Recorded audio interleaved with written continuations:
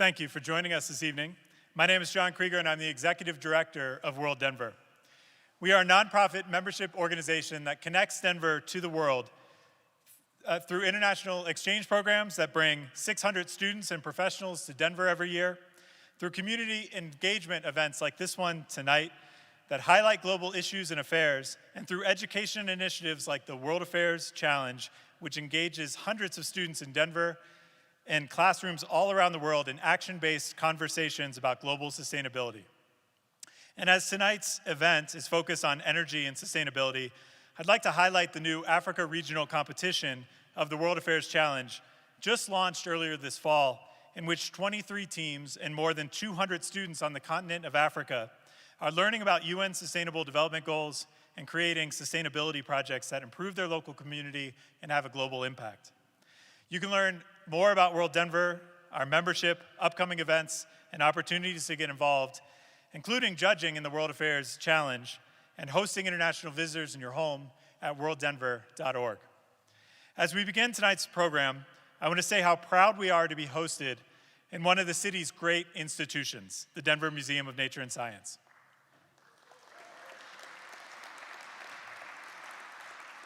And we are so proud to partner with the museum's Institute for Science and Policy, as well as the Atlantic Council, one of the premier research and policy organizations in the US and in the world.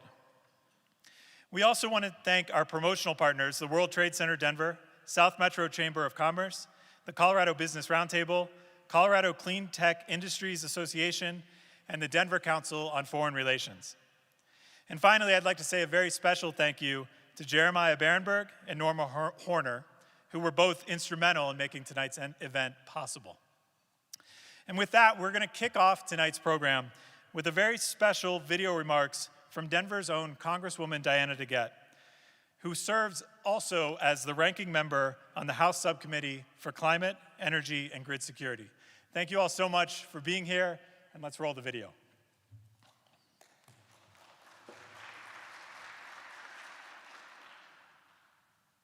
Hi, I'm Congresswoman Diana DeGette.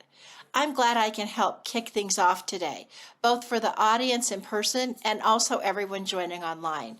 I wish I could be there in person, but I'm sure you're going to have a great conversation. As all of you know, climate change is the defining issue of our time. It's an existential threat that we're already experiencing the growing impacts of. This summer was marked by extreme wildfires and heat. Globally, we face erratic weather and oppressive conditions that are pushing humanity to the brink, and we must act. Fortunately, we know how we can stave off the worst effects of this crisis, and that's by transitioning to clean energy. By rapidly transitioning to cleaner forms of energy, we can lower our emissions and buy more time as we develop the technologies that will get us to net zero in the very near future. I'm so proud to represent a state and a region that are leading the clean energy transition. Colorado's been at the forefront of the clean energy transition and the fight against climate change for years. In 2014, we established the nation's first methane regulations for oil and gas operations, which laid the groundwork for efforts at the federal level. In 2018, Xcel Energy announced a goal to provide carbon-free energy by 2050, with an interim goal of 80% reduction in greenhouse gases by 2030. And in 2019, the Colorado legislature passed the Climate Action Plan to Reduce Pollution, which sets science-based targets for reducing greenhouse gas emissions. Colorado's transitioning from an oil and gas state to a leading clean energy state, setting an example the rest of the nation can follow. I might be a little biased, but I believe the entire Mountain West is helping to lead the transition. Energy, the critical piece of this puzzle, offers us some of the biggest challenges and opportunities, and that's why I was so excited to take over as the top Democrat on the House's Energy, Climate, and Grid Security Subcommittee at the beginning of this Congress. The policies proposed by my subcommittee will be what will drive this country and what will take down our climate warming emissions. We made tremendous progress last Congress, but that's just the beginning. We need to keep investing in clean energy, innovation, and research if we want to see the progress that we need. Most of all, we must provide certainty and a long-term vision for where this country's energy policy is headed. While the Inflation Reduction Act and Bipartisan Infrastructure Act were great first steps, the work isn't done, and I don't plan on letting up until we finish the job. Thank you, and I'm looking forward to a great conversation. Hi, I'm Congresswoman Diane.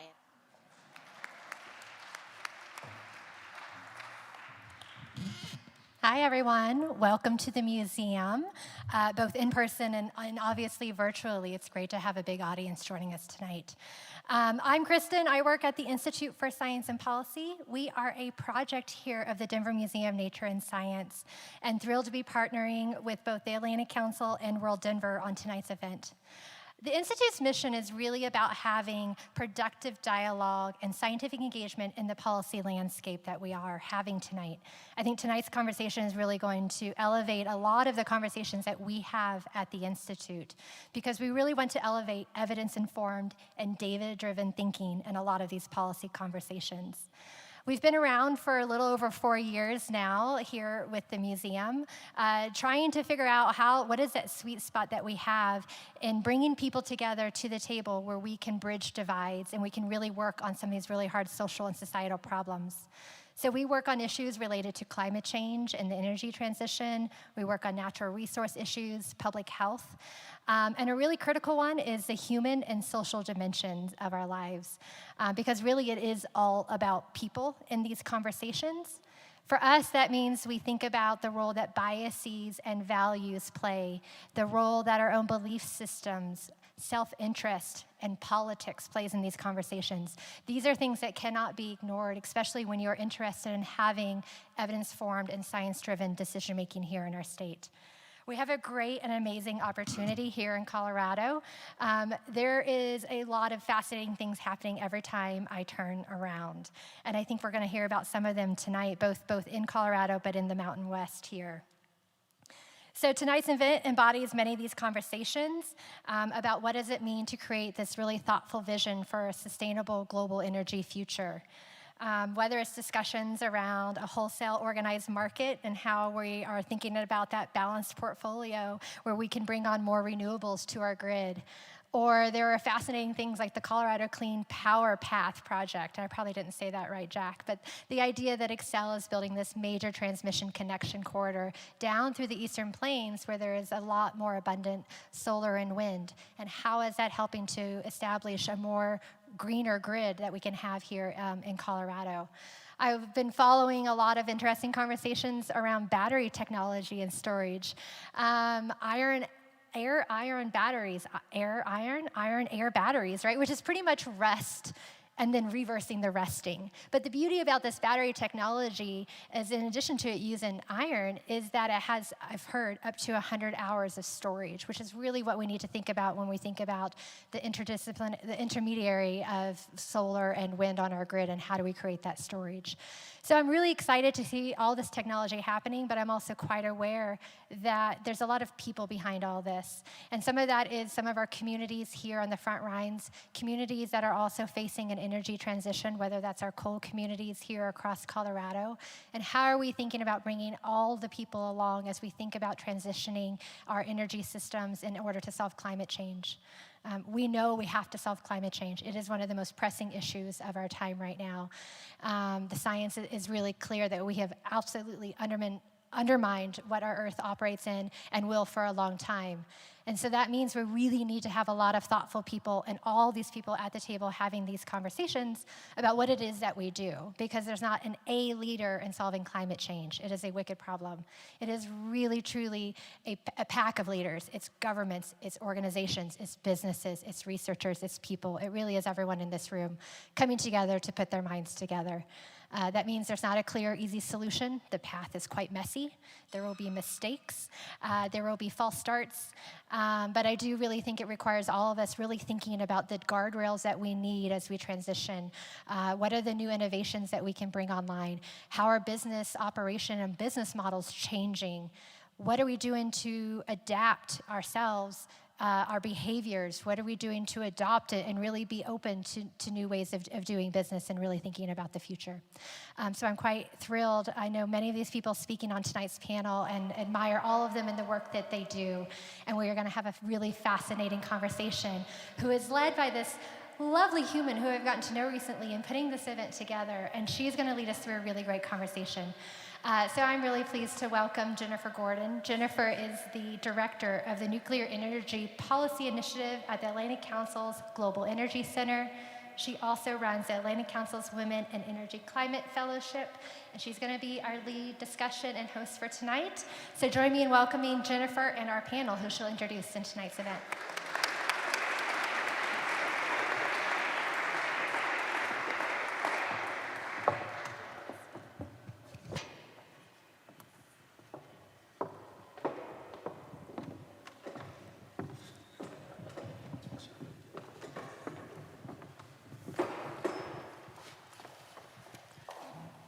Welcome, everyone. And thank you, Kristen, for such a warm and wonderful introduction. Thank you as well to John. And I want to say a few brief words about the Atlantic Council, because some of you may be wondering why I am so far away right now from the Atlantic Ocean and from the international work that we do most frequently at the Atlantic Council. But I think the reason is, and I should mention as well, over the last month, I've spent time running programming in Wyoming and Alaska as well, at states that I think are really at the frontiers of economic development, of innovation in energy.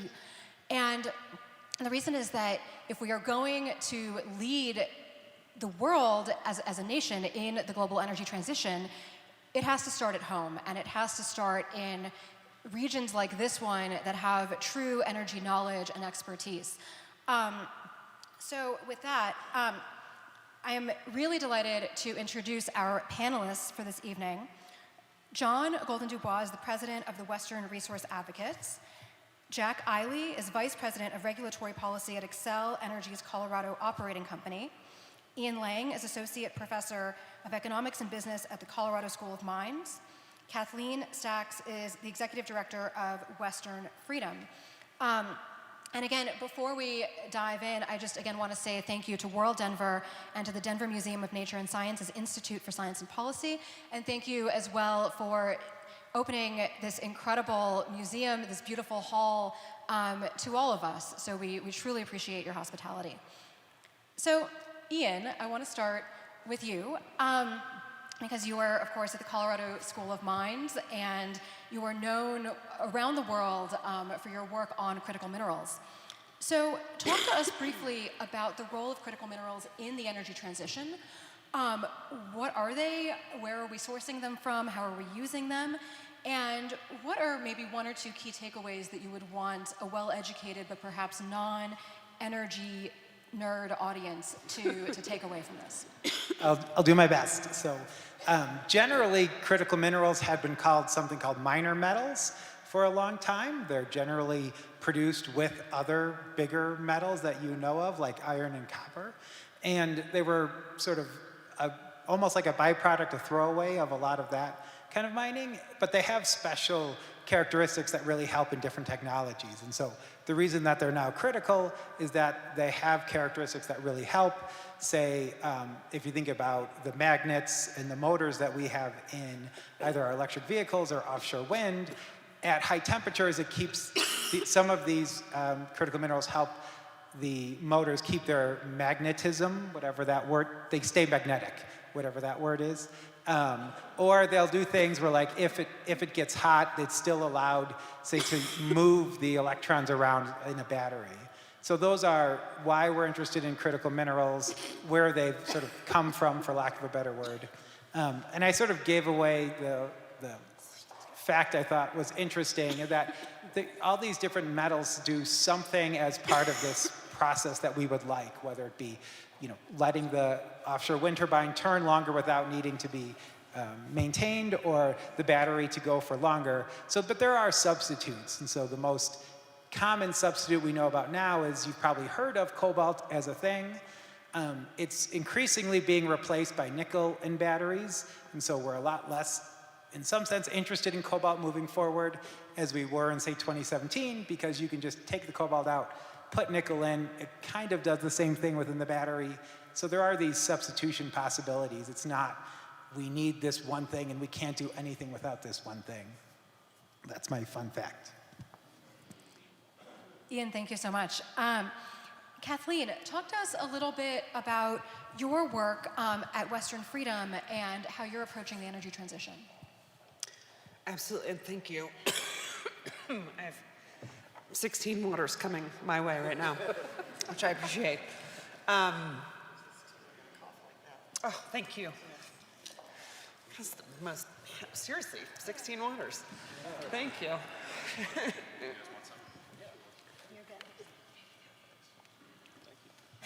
Okay.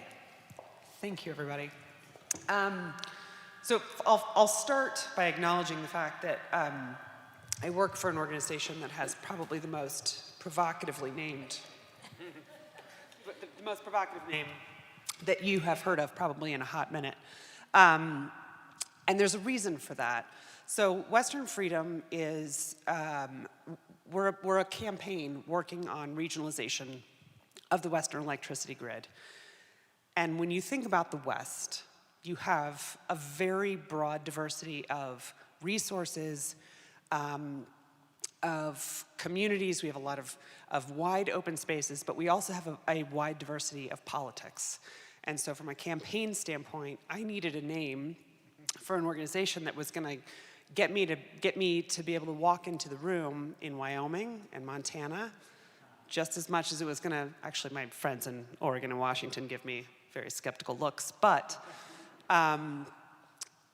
if we're really going to coordinate across this very diverse region, we have to be able to bring all of those people to the table and incorporate their very diverse interests. So we are really working towards getting utilities and stakeholders and regulators and administrations across the West to work together to ultimately end up with a system that provides much more efficiency, provides a more cost-effective system that can incorporate more clean energy, that can accommodate the increasing amount of electricity that we're going to need as we look at the electrification of the transportation and the building sectors. But that we are also supporting the communities across the West as well. And so you often see a lot of these diverse resources in places where there are smaller populations. And those resources need to serve the places that have larger populations. And so that takes a lot of coordination, it takes a lot of trust, it takes a lot of working together across a very diverse set of stakeholders. And so Western Freedom is in place to help bring all of these different voices together to try to find ways to maximize the footprint of this market construct.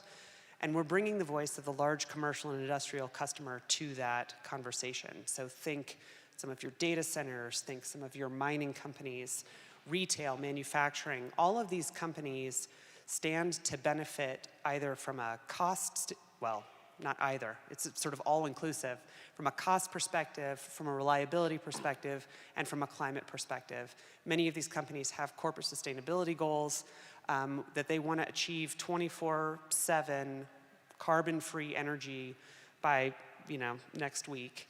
And it's really hard to do that, especially in a place like the West, where we don't have an organized system where we can more cost-effectively and more efficiently work together. So that is really what we're focused on, and these are exciting times. Kathleen, thank you so much. And I want to kind of stay with that notion of, I think how much things are changing in the energy mix. And Jack, I want to go to you because Xcel Energy is a utility with more than half of its electricity generation coming from carbon-free sources, so biomass, hydroelectric, nuclear plants, solar, and wind, with the remainder of your generation coming from fossil fuels. So tell us more about what that effort to increase carbon-free generation looks like from your perspective as part of the utility. Thank you. So Just real quick, Xcel Energy, I work for Xcel Energy here in Colorado. I mostly focus on Colorado issues, but we do cover 8 states. We have about 3.6 million customers on the electric side, 2 million on the gas side across the upper Midwest, Colorado, Texas. So I do primarily work in Colorado, so I can definitely give you a flavor of that. Primarily, it's been a time of tremendous change in this industry. There used to be stories, if you go to the utility industry, you're gonna have a really boring career. That is so incredibly wrong, I can't even believe it, actually. And just to put numbers on that, I originally started in 2005 with the company, and at that time, we were roughly 20% clean energy, and 13 of that 20 was nuclear. And we were 80% fossil, somewhere around 50, 60% coal, the remainder gas. By 2030, in a few short years, that's right around the corner from a planning perspective, we'll be exactly the opposite. We're going to be about 20% fossil, most of that'll be gas by that time, and more than 80% renewables. So the pace of change is just tremendous. I'll quote Representative DeGette, I may be biased, but if the world were able to accomplish, and by no means are we doing it all alone at all, but if the world were able to accomplish that type of transition and that type of reduction, we'd be having a totally different global conversation on climate change. So it feels exciting, it feels like a ton of work, it feels like a ton of stakeholder engagement, a lot of listening to your customers, a lot of working with technologies and markets to enact these types of changes that were, I pinch myself every day about really how fast it's actually going on the power sector side. Jack, thank you. And John, the name of your organization is maybe slightly less provocative than Kathleen's, but tell us a little bit about what Western Resource Advocates does and what are some of your key priorities? Sure, thank you. Western Resource Advocates is a nonprofit advocacy organization that works across 7 states in the Western U.S. to fight climate change and its impacts.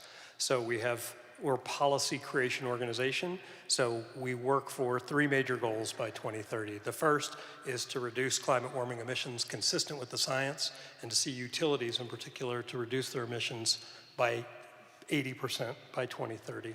The second major goal that we have is to protect and connect 30% of Western landscapes by 2030. And the third and final of those goals is to drive reductions in use of Colorado River water by 25%. So we protect our rivers for years to come and for future generations. One thing that is critical about our work is that we're not only seeking environmental and conservation outcomes, we're also seeking to use what we do best, which is create policy to drive equitable outcomes for people around the region. John, thank you. And Ian, I'd like to go back to you, and I think Kathleen hinted at this, or kind of previewed this a bit, but in addition to the different resources of the various regions in the United States, we also have to look at regional electricity market structures. So tell us a little bit about market competitiveness and the regulated versus non-regulated electricity markets, and the extent to which these sort of differing structures have an effect on the speed of the energy transition. Okay, happy to. Yeah, so in the general mosaic of electricity regulation around the United States is very state-based, and in some states they decided to sort of separate out the cost of generation from the price that's paid by consumers. Colorado did not. There are some, Colorado State, a regulated state where Xcel goes and asks the Public Utility Commission, what price can it charge given its costs? And in other states, they have basically anyone who wants to come in and generate, we have sort of an auctioneer who's up there saying what can go and what can't go, and if you can beat everyone else's price, great. If you can't, your problem. And so that's kind of the deregulated markets in a lot of ways. And in some sense, it's a double-edged sword. So deregulated markets, you can really kind of bring private capital to the forefront. If they think they can make money, they go build it. They don't have to they get much less permission.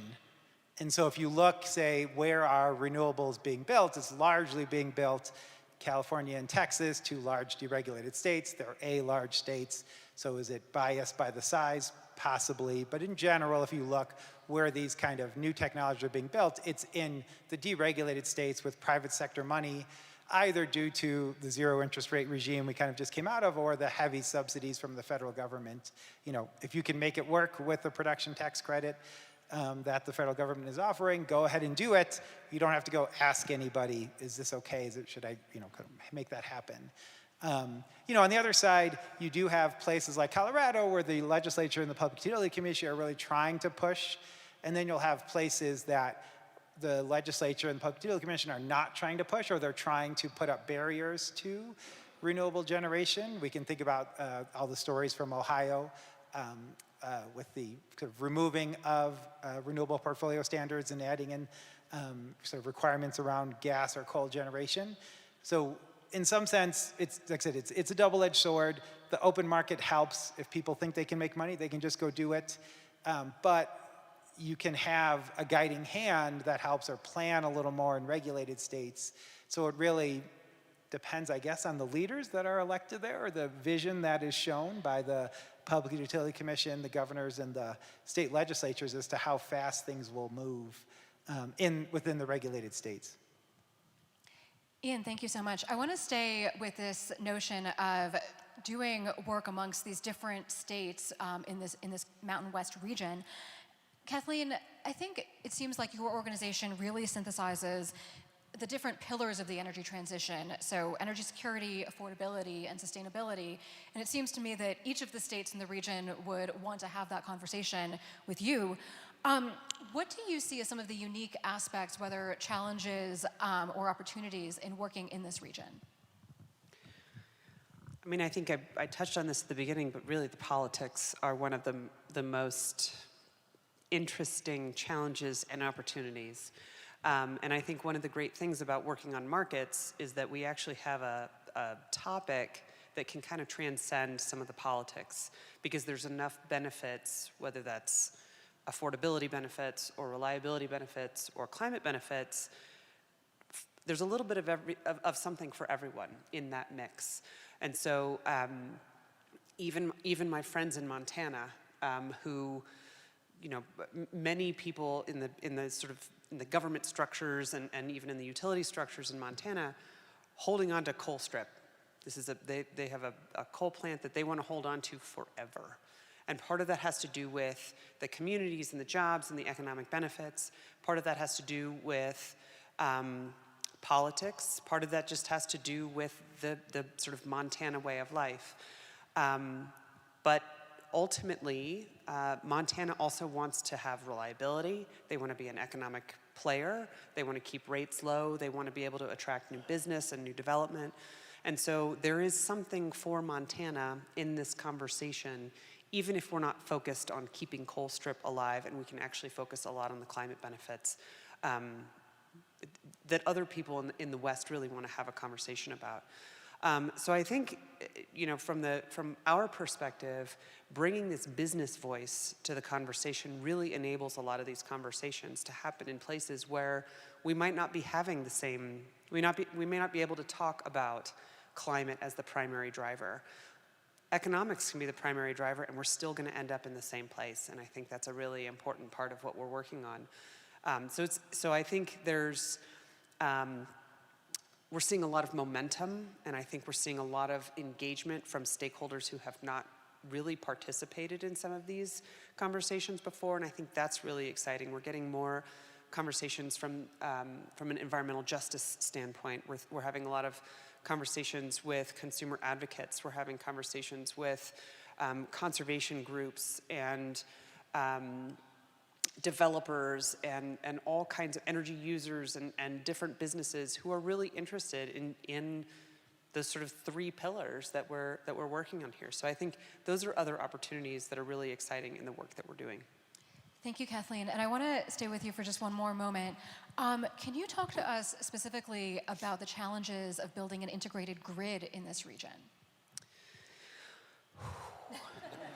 The list is long. Federal land, permitting, you know, getting through all kinds of challenges where we have real hard decisions in front of us, where it is we're looking to protect our land and our rivers, and yet at the same time, we need to build a lot more infrastructure. If we're going to have clean energy, we don't have enough roofs to put solar panels on to power the increasing need of electricity, due in part because of the retirement of some of our fossil assets, the increasing electricity from those transportation and building sectors. We have to build a lot more. And if we're going to have an integrated grid, we need to build a lot more transmission. And so finding ways to do that in a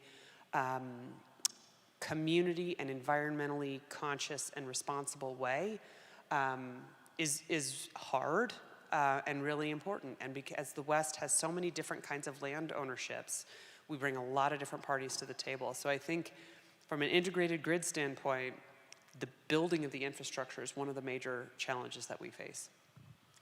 Thank you so much.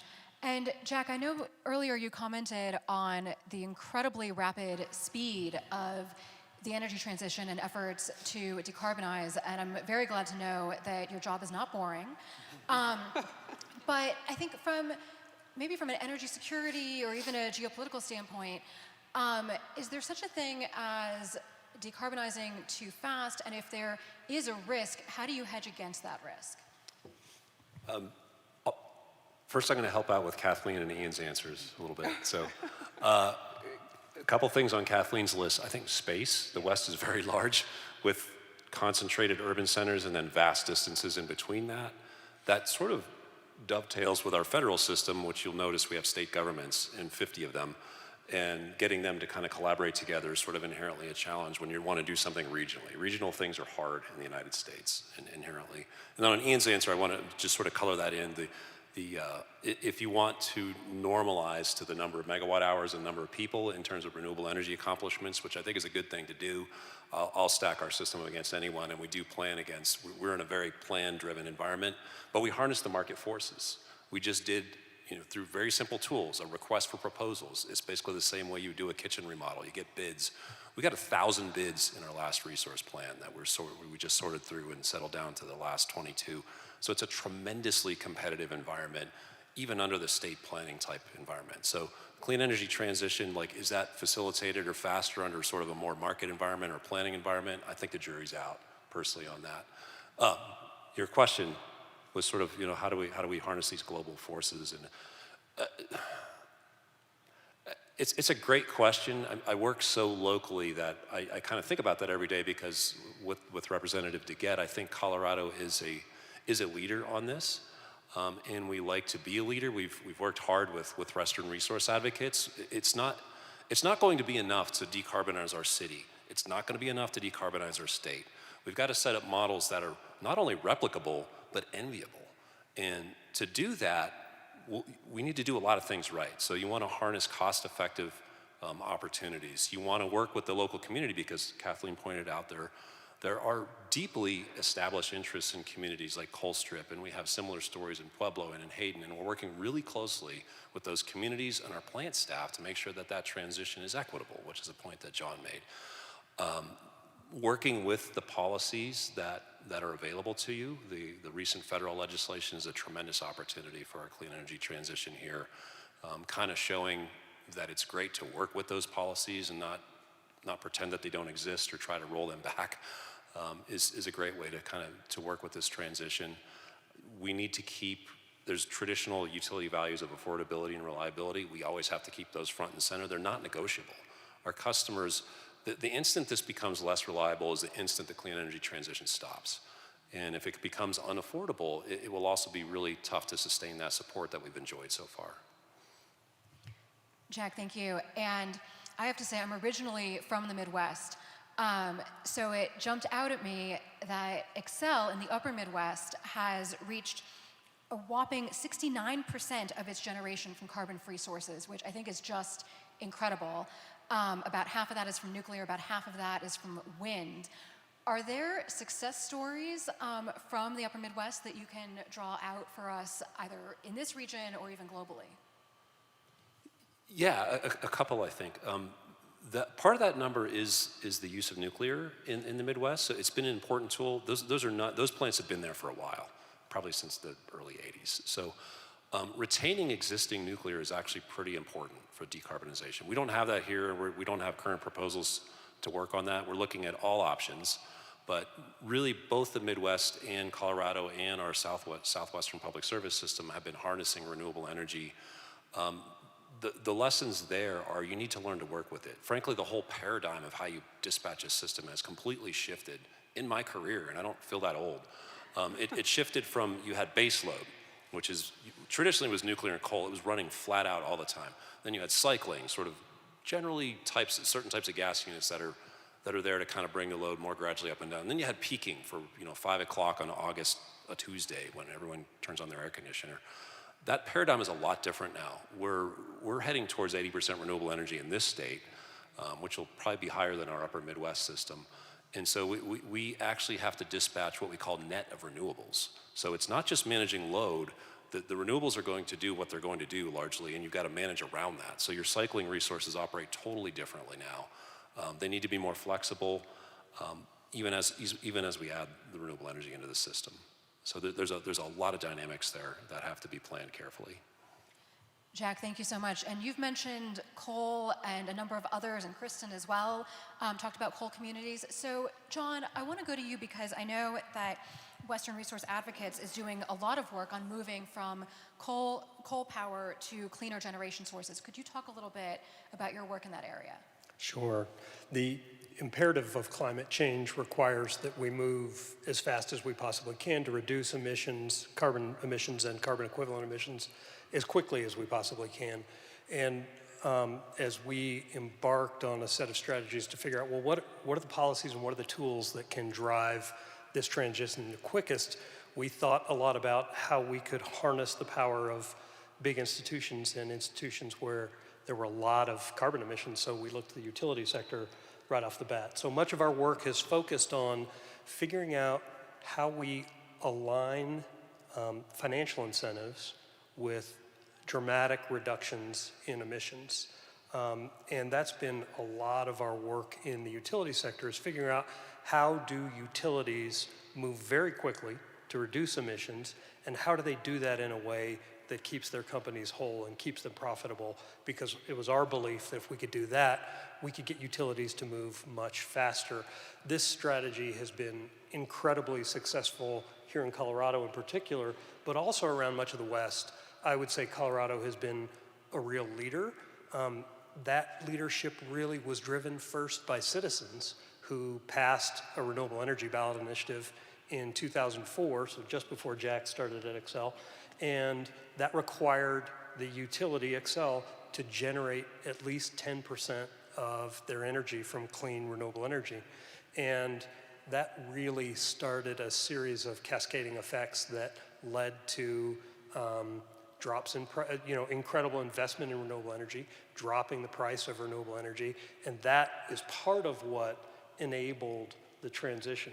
That work has really continued across the region with other utilities, and as I mentioned, it's been quite successful, not just here in Colorado.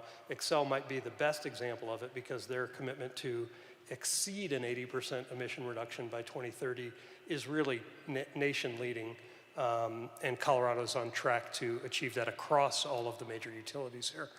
But in other states, we've had similar success. So 5 of the 8 largest utilities in this western region that we operate in have now committed to reduce their emissions 80% or more. So we have most of the major utilities on track. And that has really, I think, driven a lot of the conversation about how do we bring more renewables online. We need more transmission. How do we meet these needs? And I think that work really has been impactful beyond the state of Colorado. In fact, I think our region, when paired with the West Coast, is likely to become the first carbon-free region in the United States. And I think that can present a real model, not only for other parts of the country, but for other parts of the world as well. I guess I would say there are still remaining challenges in the work to close down and decommission coal plants. In our region, as I mentioned, 5 of the 8 major utilities are on board. The 3 major utilities that are not on board are all in Arizona.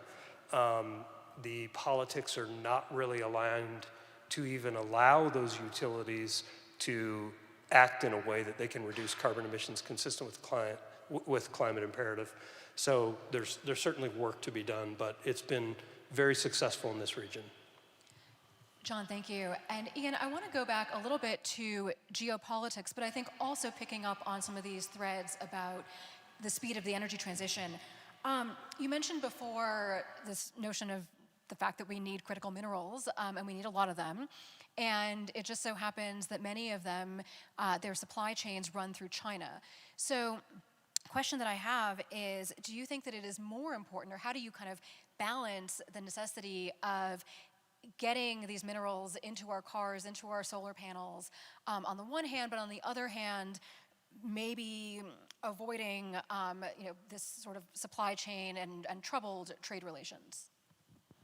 Yeah, happy to discuss. Just as a slight divergence, right? So there's mining done in the US, there's mining done in Canada, in Australia, a lot of OECD countries. But if you lift up the hood of your Tesla, whatever electric vehicle you have, the battery in there is not somebody had grabbed some dirt and threw it in there. You then have to purify the dirt and get out just the minerals that you're looking for. All of that investment has happened in China, or largely in China, over the last 20, 25 years. And so this is where the supply chain issue comes up. It's not the dirt, it's taking the dirt and getting what exactly we need to put into whatever it is we're looking for, EVs, solar panels, offshore wind turbines. So to the question, so the pace of this transition is really kind of gonna depend on, are we interested in sort of just getting these things in people's hand as quickly as possible and not really worry about this geopolitics? China can, whether you want to call it saber rattle, or, you don't think China's really ever going to do anything to cut off maybe like the hand that feeds them. They're going to have to sell to somebody. And so just get these things into people's hands. Don't worry about producing it in the United States or say in other friendly nations, or don't worry about friendshoring. China's been doing this. They know how to do it. A lot of the Western companies just can't, whether it's through legitimate reasons, like we just haven't built a nickel smelter in a long time. And so yes, we have the plans and we can look at the plans and go, oh, I got to put this here. But China's built 10 of them in the last 5 years. So the people on the ground there are like, yep, let's go. Instead of in the United States, people are a little more like, oh, let's look at the plans and I guess. Whereas there are illegitimate reasons, I don't know if the word is illegitimate, why China might be faster. If you want to talk about, we can talk about the Uyghur situation or other ESG issues. But the fact remains that we could get all these minerals we need from China, and we could get these things in people's hands faster than if we said, hold on, there are potentially dead zones in Idaho, dead zones in other places where there's no broadband. Roads don't go there. I mean, you obviously have electricity there because of things like the Tennessee Valley Authority through the Great Depression, or things like that. Obviously, Tennessee's not in the Mountain West. But, we want to make sure those dead zones, come back to life. And so there are mines there. There is cobalt in Idaho. There's a big antimony mine, which is a different critical mineral for potentially grid storage batteries in Idaho. And we want those mines to open. We want them to bring broadband, bring roads, bring opportunity to those areas we don't have those dead zones. If we do that, we're going to slow the pace here in the United States just because it's not going to come online as fast. It's going to be more expensive. When you all go to look at, should I purchase, an electric vehicle versus an internal combustion engines? Well, the electric vehicle is, $10,000 more expensive, not, close to parity, because we've sort of slowed down. We've done things in a more expensive way to ensure areas of Idaho, areas of Nevada, areas of Montana, are not just economically dead zones, and there's obviously benefits of that. So the trade-off really is how fast do we want these in people's hands, and how much do we want to just accept that there's going to be areas where we're just not going to be able to, say, bring them into, say, 21st century economy with things like internet and the ability to, to operate in the economy as it is now. Ian, thank you so much. Kathleen, I think one thread that is coming out, I think from each of the four of you, is how much the energy transition affects and impacts people. Just throughout their daily lives. And Kathleen, I know that a lot of the work that you're doing is really about coalition building and working with stakeholders. And as you said, I think you work with this wide range. Can you talk a little bit more about that and about the work that you're doing in coalition building and the extent to which maybe there are lessons learned beyond Colorado as well? Sure. I mean, I think this really is all about the people, and bringing more and different groups of people to the table. I think part of the reason why it's taken so long to get an organized market in the West is because we have so many different interests and so many different people raising their hand and saying, hey, what about this thing? And I think to the West's credit, we're pausing and we're listening. And that is a credit to our utilities, it is a credit to our commissions, it's a credit to our government institutions, it's a credit to the advocacy groups who are really trying to enable more and more people to have a voice in these efforts.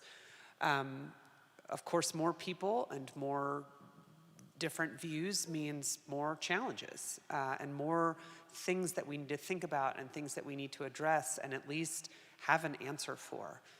Sometimes that answer is, I don't know. And I think that's okay, so long as people are starting to feel heard and be incorporated. I think one of the we also do a lot of work with Western Resource Advocates, and I was on a call recently with one of John's staff members, and we were talking about bringing more tribal voices to the table. And I think there's a lot of stakeholder groups that have been there, but haven't always either felt welcome or been invited or seen a place for them in some of these conversations. And I think that's changing.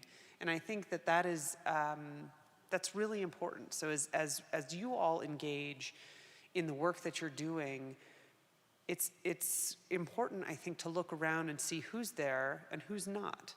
And think about how we can bring those voices that are not at the table to these conversations, even if it doesn't on its face make sense for them to connect to this particular issue. There are different interests, and I think just checking in enables us to have a much more robust set of solutions, a lot more creativity in the paths that we're exploring to solve some of these really, really hard issues. And so I think, we're bringing the business voice to the table, which I think opens up a lot of different kinds of opportunities and conversations with people that may not have been involved in these discussions before. And I think that's something that can be applied to all kinds of different climate conversations, even those that may not come at the climate conversation in the way that we're coming at it today.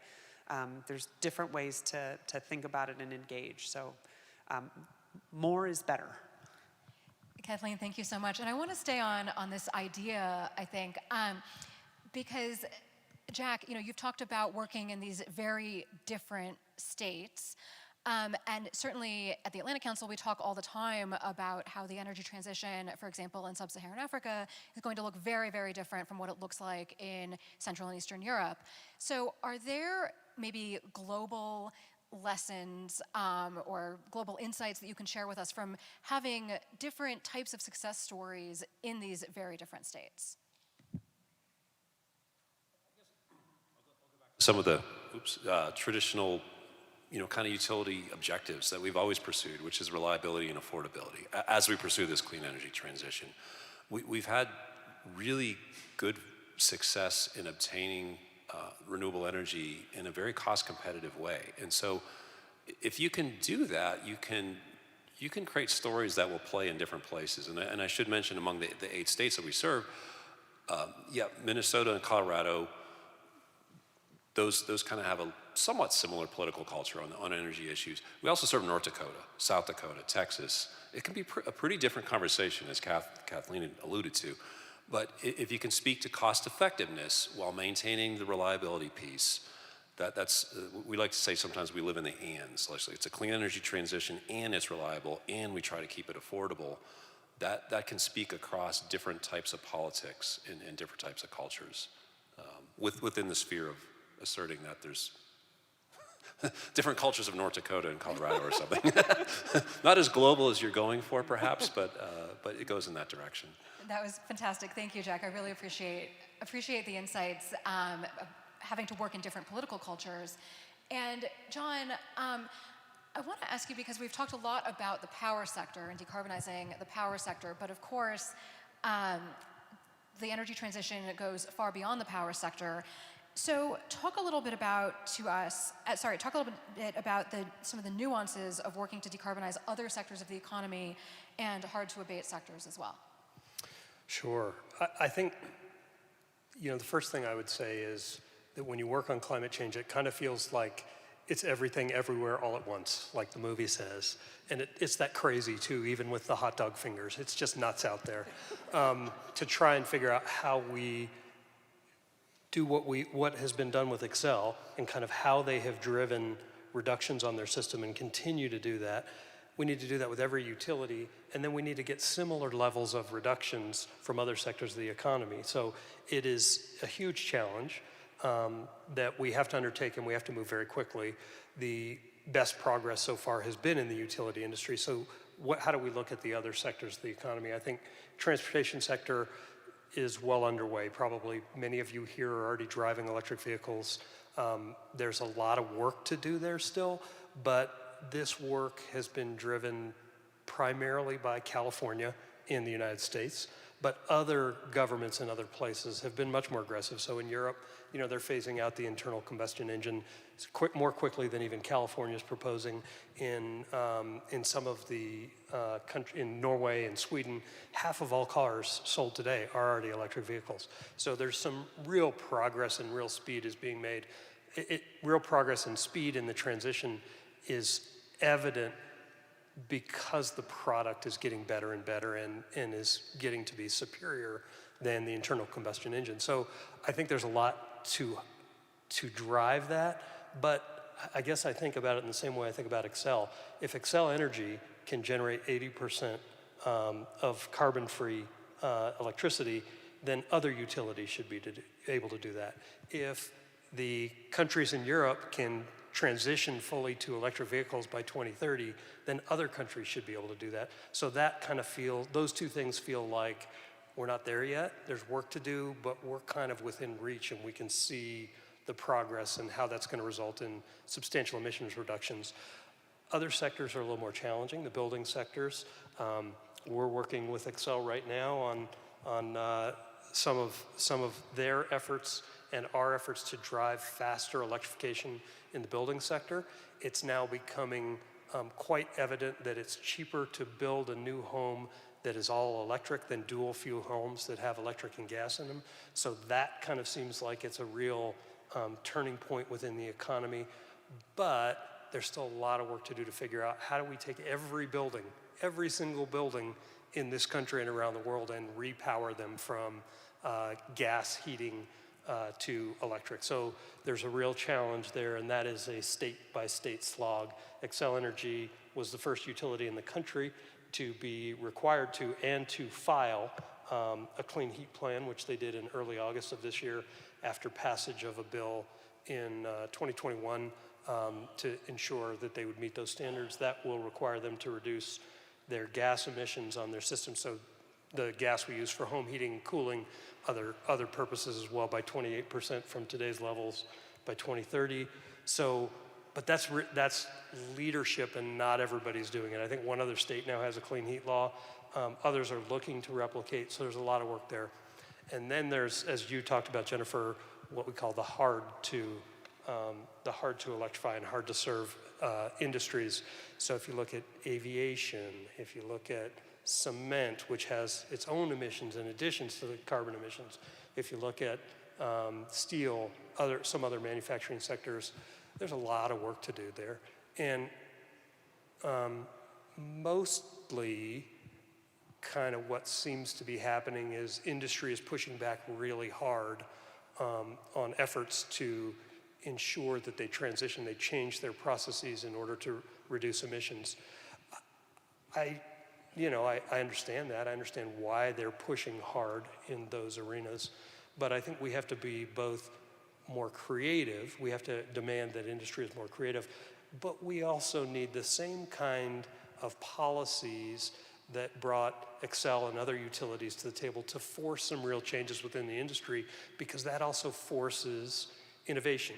And I will add, there's a lot of money on the table right now. There's $100 billion on the table from the IRA just for clean hydrogen. And so there are opportunities, we need investment, we need innovation, but we also need to require industry to kind of step up and begin to move in some of these harder to electrify and harder to serve sets of industries. John, thank you so much. And that actually tees up my last question for the panelists. And then I would like to open it up to the audience for a little bit of question and answer. But I'd like to ask each of you in maybe 30 seconds each, what is at the top of your policy wish list as you look forward perhaps to the next decade or so, again, to hit our 2030 and then ultimately our 2050 goals? This is super easy. It's a carbon tax. It's by far the easiest way to make this happen. Lots of different emission sources. Don't go picking winners, because they're probably going to end up being losers. So just put the money out there, say whoever can get there gets it. I wasn't thinking it was easy. For my work, there's some changes that need to happen in California to some of their structure for enabling market construct change that will enable California to participate in a market with the rest of the West. It's 40% of the load in the West. It's a huge part of it. We want them to be at the table. We want the rest of the West to be able to sell power into California. It's going to enable a whole lot more clean energy build out and less curtailment of renewable energy. So that's my top wish. I can go with Ian on the climate policy, having a comprehensive U.S. climate policy. I tried to work on that for 10 years and just utterly failed. So I'll go to I think continued technology development. In particular, we need better pathways on a clean, firm resource that we can use on the power system to go not only supply today's power, but the frankly multiplications that may be needed to do the heating load and the electric vehicle load that we're looking at. We don't have the solution to maintain that reliability. We're still very reliant on natural gas, less so on an energy basis, but equally so on a real-time occasional use basis for long periods of time when we don't have much renewable generation. We still have episodes where there's basically none on the system. So there needs to be a backup system. We don't have the solution figured out for a zero carbon backup system. We're trying several different things, but continue to develop those answers I think is super important. So I loved Ian's answer, but I know I'm not taking issue with his answer in terms of it's easy that it's a carbon tax. I think politically it doesn't seem like that's going to be reality. I think it is the purest and simplest way to actually arrange the market so that it would incentivize the right things, and I think incentives are critically important. I would say that when you look at what's happened thus far to address climate change, we've been able, through state policies alone, to reduce emissions in this country by about 28%. Federal government action has resulted in maybe a couple percentage points of reductions in emissions. So I would say state policy, since it's, when you're in fundraising, people tell you, wherever your last dollar came from, that's where your next dollar is going to come from. I think in some ways the same thing is true on climate change. Wherever our last reductions in emissions came from is where our next reductions in emissions are going to come from. So state policies that address these, unfortunately, sector by sector, is the way I think it's going to have to go. Taking best advantage of the federal resources from the IRA gives us a real opportunity to continue that progress and to drive down emissions dramatically. John, thank you so much. And I have to say, I'm very impressed at how different each of your answers are to this question, but I think how each one drives us towards a more comprehensive and more sensical climate policy and decarbonization policy. So with that, If you have a question in the audience, yes, I see someone in, I think, the 4th row, and another hand also just went up. So please, for the sake of those watching on the live stream, please say your name and then ask your question into the microphone. Oh, thank you. My name is Kurt Fried. So we've been very grateful to Excel for the promoting rooftop solar, giving us, I think, Excel and the Fed's giving us about 70% reduction in costs. And is that kind of program continuing, or is the reduction in price of solar collectors sufficiently low that you don't need to incentivize? There's a lot there. The federal government has continued the investment tax credit through the IRA, I think, most recently. So I think that continues.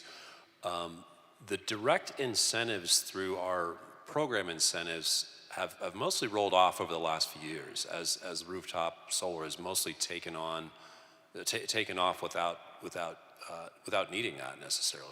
We were actually having increasing amounts of that penetration without direct incentives.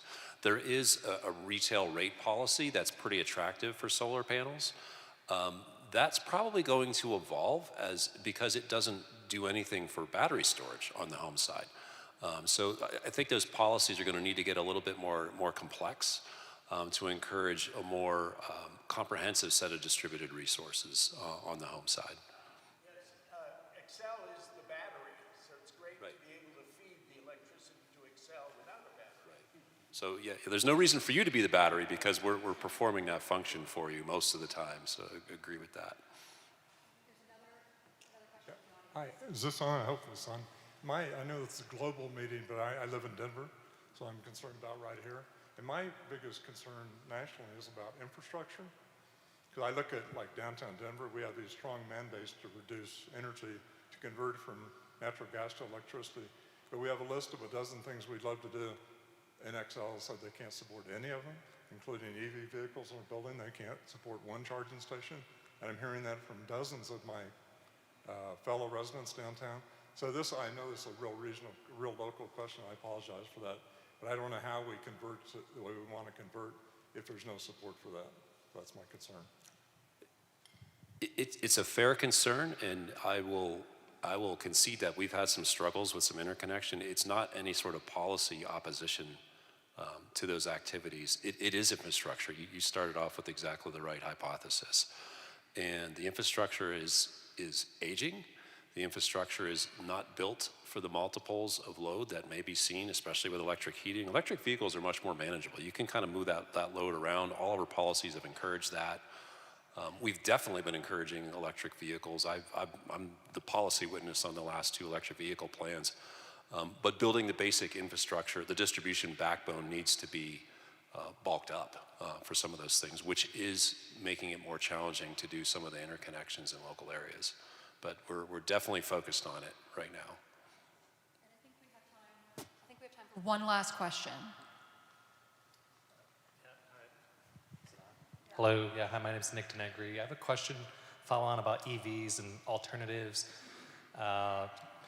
Zero car city, you mentioned Europe, you mentioned the mines in Idaho and kind of all the bottlenecks around EV infrastructure. So you go to pick your Scandinavian city and it's kind of zero car.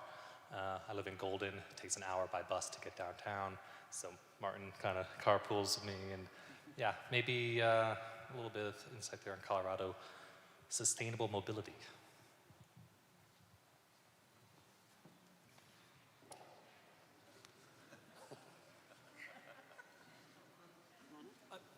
Yeah, I mean, I'll try and take it. I think one of the things that we clearly have to do is build a transportation system that serves our communities. And while there's been investments in transportation in Colorado for many, many years, some of those successful, we still need to do more and make sure that people can get to and from where they live to the places they need to be, whether that's where they work, where they shop, and that definitely requires investment. So I think there are infrastructure investments that need to be made on the electric vehicle side. There are real investments that need to be made and policies that need to be passed in order to create a transportation system that gets people effectively to where they need to be. You know, there's a ton of work on this that needs to happen, and transportation is one of the largest contributors to climate change, the transportation sector, and so real investment and thinking needs to happen. You know, it is a little hard to picture in the American West how we go to zero-car cities, but I think there's a lot of good stuff that's happening, from bike lanes, increasing mobility for people via multimodal transportation systems. And I think, you know, we got to continue to build that. I think probably the best we have here in Colorado right now is Boulder, but I think there's a lot more work to do around the region to get to a place where people can really get to where they need to be from where they live. Actually, I'll jump in on this too. I think, you know, when I think about the West, we have a lot more small population centers than we do large population centers. And I think transportation and sustainable mobility is going to be a real big challenge because people have to cover a lot of ground.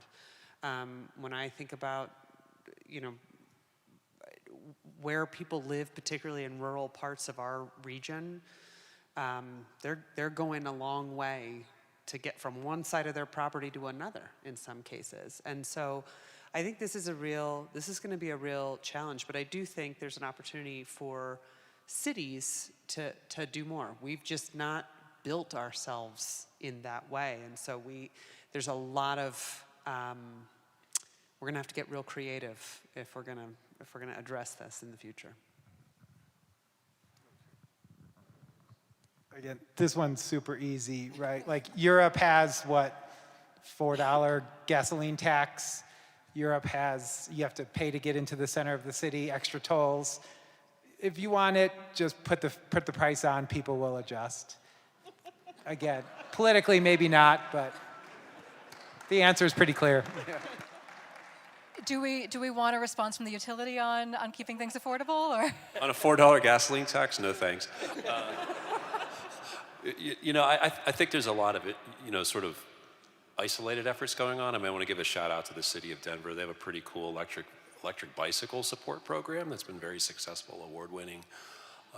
We have programs for electric vehicles that are, yes, there's some for cars, but they're definitely looking at buses and other parts of that. I kind of wonder if in the West or in the West of the U.S. or the U.S. in general, do we need like a really shining success story city to like show that this is attractive? Because you're kind of asking people to change their habits, and that's hard. Like I ride my bike to work a fair amount. Most people aren't going to do that in the city, not in Denver. It's kind of terrifying sometimes. Really, it is. Like it's dangerous sometimes. You're not going to necessarily attract people to do that until we really substantially change the infrastructure. And that's going to take time. And I do consistent with the theme, I kind of wonder if we need a shining example that people can relate to in the U.S. And I'm not clear that we have that yet. Boulder's good, but is that drawing Boise to do the same thing Boulder is? I don't know. Well, I think, unfortunately, that is all the time that we have left. But this has been a fantastic conversation and truly a wonderful panel. And I think I like ending on the note that we need to find a great example that we can all look to as we move forward, again, to a more decarbonized future. And I want to thank, again, our hosts at the Denver Museum of Nature and Science and our partners at World Denver. And thank you all for being such a wonderful in-person and also virtual audience. And please join me in thanking our panelists.